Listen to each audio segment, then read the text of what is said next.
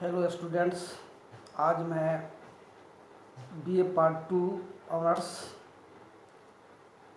Class से fourth paper यानी comparative government and politics तुलनात्मक शासन एवं राजनीति पत्र से न्यायिक पुनर्विलोकन से आप क्या समझते हैं। न्यायिक पुनर्विलोकन अमेरिका में किस प्रकार लागू है, इस टॉपिक पर मैं अपना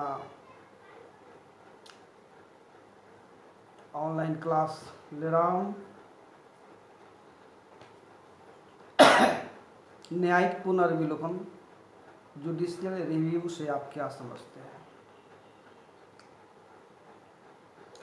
न्यायिक पुनर्विलोकन के सिद्धांत का किसी भी देश के न्यायिक जीवन पर महत्वपूर्ण प्रभाव पड़ता है। यह न्यायपालिका की वह शक्ति है जिसके द्वारा विधायिका या कार्यपालिका के निर्णयों को अवैध या असंवैधानिक घोषित किया जा सकता है। इस शक्ति के अंतर्गत न्यायपालिका संविधान की व्याख्या करती है और विधियों तथा प्रशासकीय निर्णयों की वैधानिकता अवैधानिकता का निर्णय करती है। प्रायः यह अधिकार अंतिम रूप से किसी देश के सर्वोच्च न्यायालय में निहित होता है। मुख्यतः संघात्मक संविधानों में न्यायपालिका को इन शक्तियों से विभूषित किया जाता है। सामान्यतया न्यायिक पुनर्विलोकन के इसी अधिकार को न्यायिक पुनर्विलोकन यानी जुडिशियल रिव्यू कहा जाता है।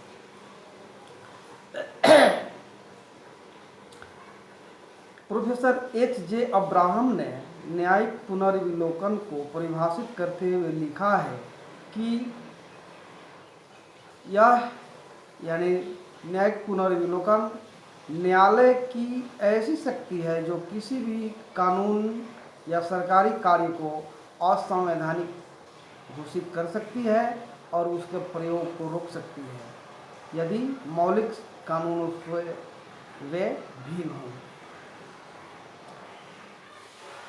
जी छात्रों, अब अमेरिका में न्यायिक पुनर्विलोकन जुडिशियल रिव्यू किस प्रकार लागू है यानी न्यायिक पुनर्विलोकन की क्या विशेषता है, उसके बारे में हम सभी जानेंगे।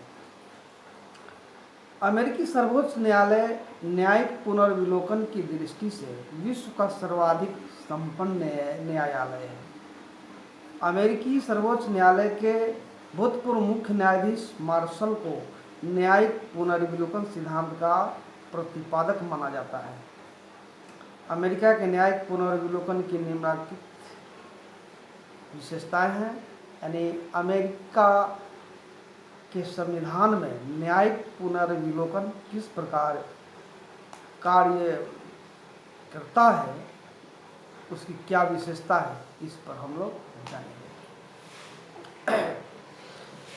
अमेरिका में न्यायिक पुनर्विलोकन की विशेषताएं इस प्रकार हैं। पहला, अमेरिका में शक्तियों के पृथक्करण का सिद्धांत लागू है। आप सभी जानते हैं कि अमेरिका में शक्ति के पृथक्करण सिद्धांत सेपरेशन ऑफ पावर्स लागू है।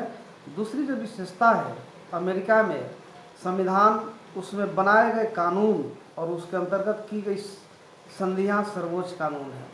तीसरी विशेषता, कांग्रेस ऐसा कानून नहीं बना सकती जो संविधान के प्रतिकूल हो। अमेरिकी सर्वोच्च न्यायालय को यह अधिकार है कि वह संविधान का विरोध करने पर कानूनों को अवैध करार दे। पांचवी विशेषता, अमेरिकी न्यायपालिका संविधान की भी व्याख्या करती है। छठा, अमेरिकी न्यायपालिका वहाँ की कार्यपालिका से पूर्ण स्वतंत्र है। सातवां, यह अमेरिकी राजनीतिक व्यवस्था का संतुलन चक्र है। आठवां, यह अमेरिकी संविधान की सर्वोच्चता स्थापित करता है। और नौवां जो विशेषता है, न्यायिक पुनर्विलोकन की शक्ति का संविधान में स्पष्ट प्रावधान नहीं होने के कारण यह सर्वोच्च न्यायालय के लिए बाधक नहीं है। अमेरिका में न्यायिक पुनर्विलोकन का क्षेत्र बड़ा ही व्यापक है। न केवल कांग्रेस द्वारा बनाए गए कानून अपितु अमेरिका के राज्यों के संविधान, उनके द्वारा निर्मित कानून, संधियों जो संघ सरकार द्वारा दूसरे देशों से की जाए तथा संघ और कार्यपालिकाओं द्वारा जारी किए गए आदेशों को भी शामिल किया गया है। संयुक्त राज्य अमेरिका के सर्वोच्च न्यायालय का सबसे महत्वपूर्ण अधिकार न्यायिक पुनर्विलोकन का है, जिसके अंतर्गत सर्वोच्च न्यायालय संघीय कांग्रेस तथा राज्यों के विधानमंडलों द्वारा बनाई गई विधियों की संवैधानिकता पर विचार कर उन्हें वैध या अवैध घोषित करता है। इस वैधता का निर्णय निम्नांकित 2 कसौटियों के आधार पर होता है। पहला, राज्य विधानमंडल को संविधान के अनुसार उस कानून विशेष को निर्मित करने का अधिकार है या नहीं। दूसरा, कानून विधि की उचित प्रक्रिया द्वारा बनाए हैं या नहीं।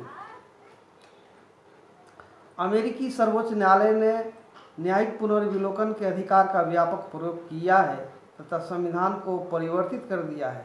न्यायिक पुनर्विलोकन की शक्ति संविधान की पवित्रता की रक्षा का एक अमोघ शस्त्र है, जिसने संघीय प्रणाली की रक्षा करते हुए कानून की वैधता पर विचार किया है तथा राजनीतिक दलबंदी से ऊपर उठकर राष्ट्रीय एकता की भावना को प्रोत्साहित किया है और नागरिक अधिकारों एवं स्वतंत्रताओं की रक्षा का महत्वपूर्ण कार्य किया है। प्रिय छात्रों, संक्षेप में हम कह सकते हैं कि न्यायिक पुनर्विलोकन के प्रयोग के माध्यम से सर्वोच्च न्यायालय ने अमेरिकी राजनीतिक व्यवस्था में अपने लिए अनोखा और विशेष स्थान बना लिया है। इसके अत्यधिक प्रभाव का आधार यह शक्ति है जिसे वह संविधान की व्याख्या करती है और कांग्रेस तथा राज्यों की व्यवस्थापिका के कानूनों तथा अन्य प्रशासनिक आदेशों की वैधानिकता तथा अवैधानिकता का निर्णय करती है। इस शक्ति के फलस्वरूप ही सर्वोच्च न्यायालय एक तरह से उच्चतर व्यवस्थापिका बन जाता है। इस संदर्भ में ब्रोगन का कहना है कि सर्वोच्च न्यायालय की सत्ता को हम एक राजनीतिक संस्था और एक ऐसे तृतीय सदन के रूप में समझ सकते हैं जो कार्यपालिका और विधानमंडल के कार्यों को विशेष सिद्धांतों के अनुसार नियमित करता है। अतः अमेरिकी सर्वोच्च न्यायालय इस शक्ति का प्रयोग से राजनीतिक व्यवस्था का एक महत्वपूर्ण आधार स्तंभ तथा कांग्रेस का तीसरा सदन बन गया है। निष्कर्ष के रूप में प्रिय छात्रों, हम कह सकते हैं कि यह भली भांति कहा जा सकता है कि अमेरिकी सर्वोच्च न्यायालय ने अपने न्यायिक पुनर्विलोकन जुडिशियल रिव्यू के अधिकार के कारण विश्व के न्यायालयों में अपना कीर्तिमान स्थापित किया है। विशेषतः द्वितीय महायुद्ध के बाद न्यायिक पुनर्विलोकन की शक्ति का प्रयोग अमेरिका में काफ़ी संभल कर किया गया है। यही कारण है कि अमेरिकी सर्वोच्च न्यायालय को फाइनर ने राजनीति शास्त्र की सबसे बड़ी मौलिक देन बताया है। लॉस्की ने भी इस शक्ति को देखते हुए लिखा है कि अमेरिका के संघीय न्यायालय को तथा इससे भी अधिक वहाँ के सर्वोच्च न्यायालय को जितना सम्मान प्राप्त है उतना ही संयुक्त राज्य के जीवन पर उनका प्रभाव भी है। प्रिय छात्रों, आज मैंने आपके सेकेंड पार्ट से फोर्थ पेपर का जो क्लास लिया है, ये ऑनलाइन क्लास लिया है वीडियो रिकॉर्डिंग के माध्यम से। आपको जो मैंने क्लास किया है उससे मैं आशा करता हूं कि आप लाभान्वित होंगे। और अब मैं पुनः दूसरे क्लास में दूसरे टॉपिक को लेकर के अपना क्लास लूँगा। तब तक छात्रों एवं छात्राओं शुभ आशीर्वाद। धन्यवाद।